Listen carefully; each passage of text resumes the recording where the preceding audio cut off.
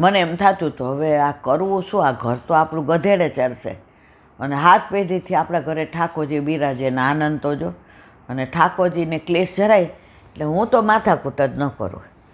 અમે કીધું બેટા તમને અનુકૂળ હોય એમ કરો. ત્યાં મિતાલી બોલી એમને તો આપણે કાઢવા જ છે. હવે તમે નક્કી કર્યું, તમે નોકરીનું કરી આવ્યા, તમે ભાડે મકાન રાખી આવ્યા, અમને તો બહારથી ખબર પડી તો અમે બે માણસે એક શબ્દ નથી બોલ્યા કે ભાઈ જે હશે એ વાંચતું ગાતું માંડવે આવશે. એટલે પછી એમ કીધું કે આપણે 12 મહિનાનું બધું ભરે, તમારે જે જોયું બધું લઈ જાઓ. બધું લઈ ગયા, નાનો ઓલો ટેમ્પો કર્યો. પછી અમે કીધું કે તમારે ખાટલો બાર હે ત્યાં ખાટલા હોય, તું ચપ કર, તને કાંઈ ખબર જ ન પડે. મેં કીધું સારું. પછી એના પપ્પાને એણે એ જમાનામાં કહ્યું કે મને 25-30 હજાર આપો, મારે થોડું બેસવાનું ને અમને આવા ચૂલા ન ગમે, અમારે ગેસ લાવો.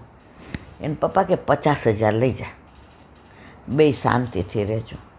આપણે આખા ગામમાં મદદ કરતા હોય, તમે તો મારા દીકરા હોવ છો. બે જણા શાંતિથી ગયા.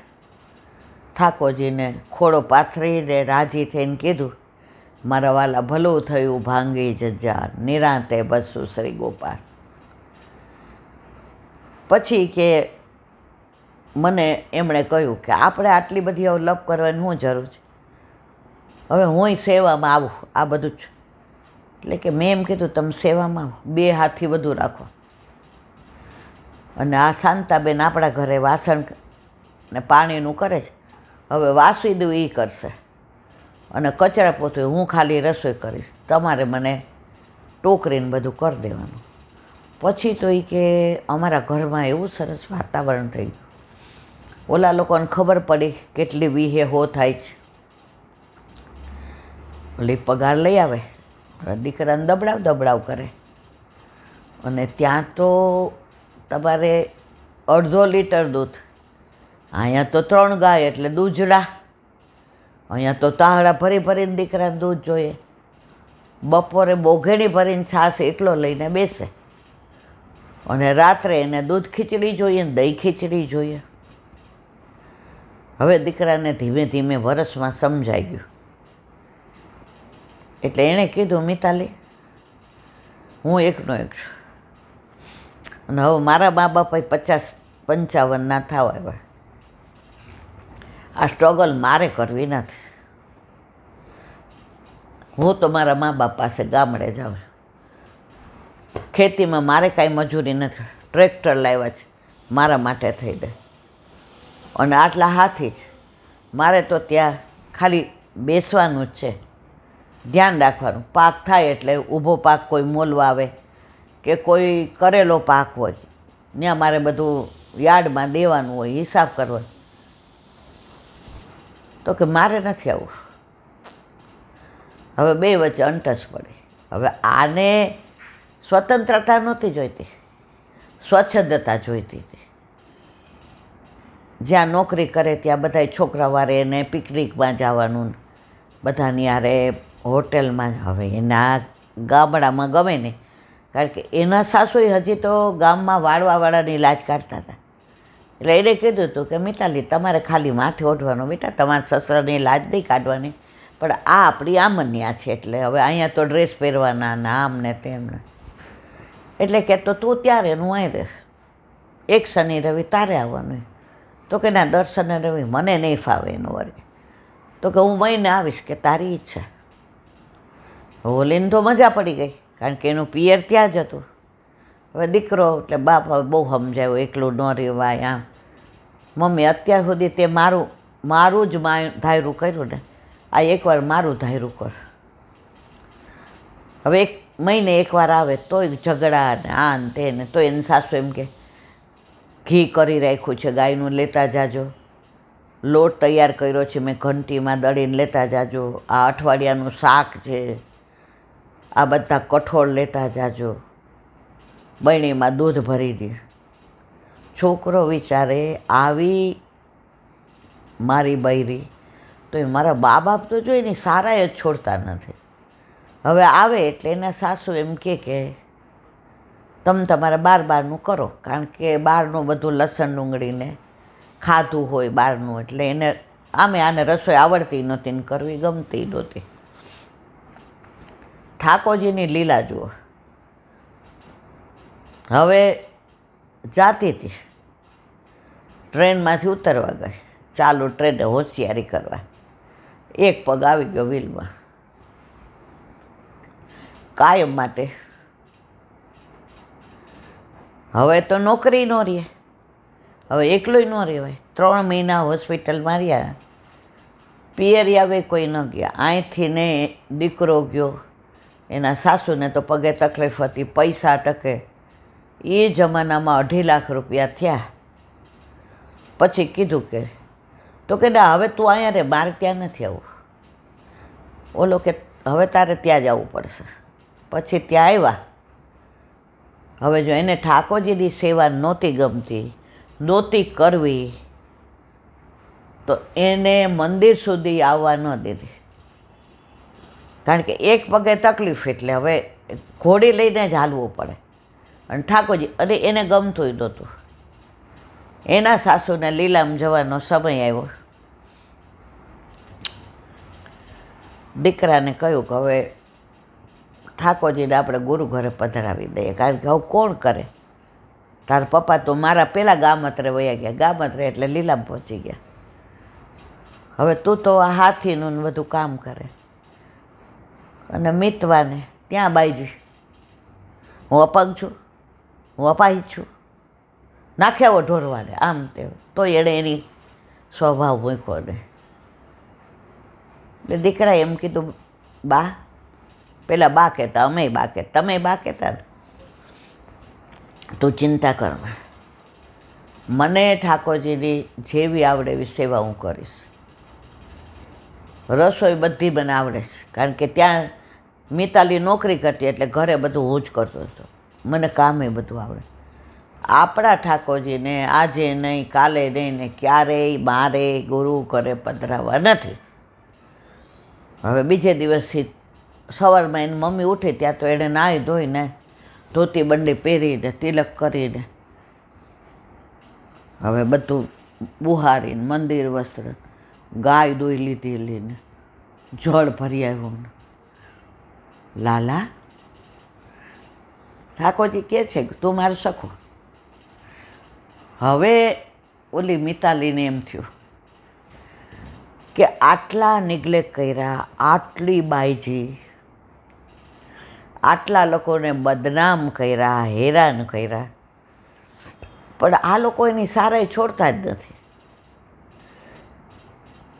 ત્યારે એના પાડોશી પૂછવા આવ્યા કે ખેતરેથી કાંઈ ટોકરી આવી છે? આજે અમારા ઘરેથી તાવ આવ્યો છે, એટલે ખેતરે ગયા નથી. એ કે હં ને બાપા, આ કોથળો ભર્યો છે, જે જોઈએ લઈ જાઓ. એટલે ઓલાએ ખાલી એટલું પૂછ્યું, છે કાંઈ નવીનમાં? એટલે વહુ ને મિતાલીએ સાંભળ્યું.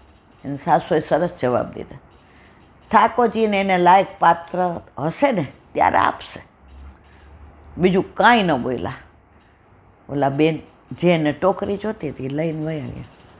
એટલે મિતાલીને એમ થયું કે આજે 10-10, 12-12 વર્ષ થયા, આટલી દવા કરાવી, પણ આજે કેમ મારા ઘરે કાંઈ નથી.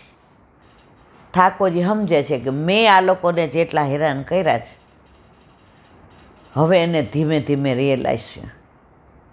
અને એના સાસુએ જે જવાબ આપ્યો કે જ્યારે એ પાત્ર લાયક હશે ત્યારે આવશે. 9 મહિના 9 દિવસ થયા, દેવના ચક્કર જેવો દીકરો આવ્યો. હવે આ પગે તો તકલીફ હતી. હવે આ જે હાથી રાખ્યા તો 11, એમાં એક હાથી હતો ને, એમાં એના શાળાનો છોકરો અમેરિકા હતો. તો એણે એને વાત કરી હતી, આવ્યો હતો કે આવું છે. એ કે તમે બધા રિપોર્ટ મોકલાવો. એટલે પહેલાં ક્યાં વોટ્સએપ ને એવું હતું, એટલે પહેલાં તો કુરિયર કરવું પડે ને, કેટલા બધા પૈસા થાય ને. એટલે કે તમે આવો ત્યારે અમને આવું બધું આવડે નહીં. એટલે એ આવ્યો, આના પગ જોયા. એ કે આમાં 2 ઊંધા સળિયા નાખીને તો હાલે. હવે એણે ઓપરેશન ફરી બોમ્બે કર્યું ને આના પગે સારું થયું. અને આ લાલો આવ્યો.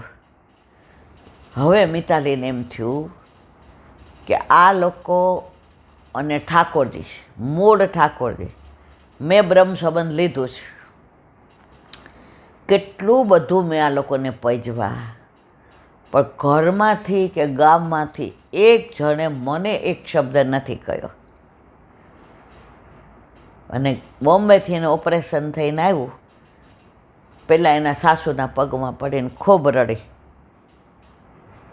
મમ્મી, એ મમ્મી કહેતી, આજ પછી આ ઘરનો ઉંબરો છોડીને હું ક્યારેય નહીં જાઉં. કારણ આપણા ઘરે બિરાજતા આપણા ઠાકોરજી આ ઉંબરો છોડીને ક્યાંય નહીં જાય. હવે તમે જરાય ચિંતા, પણ મને શીખવાડવું પડશે, કારણ કે મને કાંઈ આવડતું નથી.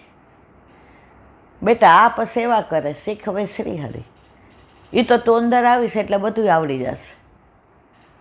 અને ઓલો લાલિયો ભાખોડિયા ભેર સવારમાં ઉઠી સીધો મંદિર પાસે આવીને રાધે રાધે રાધે બા રાધે રાધે, એટલે એને ઓલી જગાડવાની ઘંટી આપે, દોપાલ દોપાલ દોપાલ દોપાલ દોપાલ દોપાલ કરીને ઠાકોરજીને જગાવવાનું. એટલે મિતવાની આંખમાંથી તો આંસુની ધારા જાય. અરે આ ગોકુળને મેં તો મંથરામું તો બની ગઈ હતી. અને પછી આઠેય આમની સેવા એટલી સુંદર કરે. એના સાસુને લીલામાં જવાનું હતું, એને એના સાસુએ કીધું, જુઓ આ ગુરુની ભેટ, આ સાથે ગાદીની ભેટ, આ સાથે સ્વરૂપની, આ ગૌશાળાની, આ માળા પેરામણી કરો એનું, આ છેલ્લે વૈષ્ણવને પ્રસાદ લેવડાવો એનું, અને આની લાણી લાવજો, અને આ ચૂંદડી મારી છે લગ્ન વખતની, એમને નથી છે, એ છેલ્લે મને ઓઢાડજો, હું વિધવા નથી, મારો ધણી આવ્યો. મિતવા કે બા એવું ના બોલો મમ્મી, હજી બેટા હવે મારે જવાનું, હું રાજી થઈને જાઉં છું કે હવે મારા ઠાકોરજી મારા કરતાં વધુ લાડ ભોગવશે. અને એના ઘરે એને પેઢી દર પેઢી ઠાકોરજી આજની તારીખ સુધી બિરાજે છે. મારો કહેવાનો આશય, ગમે એટલું કરો, પણ એકવાર જીવે બ્રહ્મ સંબંધ લીધું તો ઠાકોરજી નથી છોડતા, નથી છોડતા, નથી છોડતા. એની લીલા એ જાણે, એ જેના માથે બિરાજવું હોય એની વ્યવસ્થા પોતે કરી લે જ, કરી લે જ, કરી લે જ. એમાં કોઈ શંકાને સ્થાન નથી. તો આ બધી વાતો હું શું કામ કરું છું? બધા મને આવીને કહી જાય કે મારા વાલા, પુષ્ટિ માર્ગ સાક્ષાત છે જ, અને આમાં ક્યાંય સંશય કરવા જેવું નથી. આજે તમે સંશય આત્મા વિનશ્યતિ, ઓ બાપા, શું કામ સંશય કરો? હવે તમે ઓફિસથી મોડા આવો, લગ્ન થયા હોય, અને હું વેમ કરું, ધીમે ધીમે આપણા વચ્ચે અંતર વધતું જાય. તો સંશય ક્યાંય નહીં કરવાનો. આપણા માર્ગમાં વલ્લભ સાક્ષાત છે જ, વલ્લભ ચાહે સોહી કરે. એટલે ક્યારેય પુષ્ટિ માર્ગમાં ક્યાંય કશું કોઈ કહે ને, ક્યારેય સંશય નહીં કરવાનો.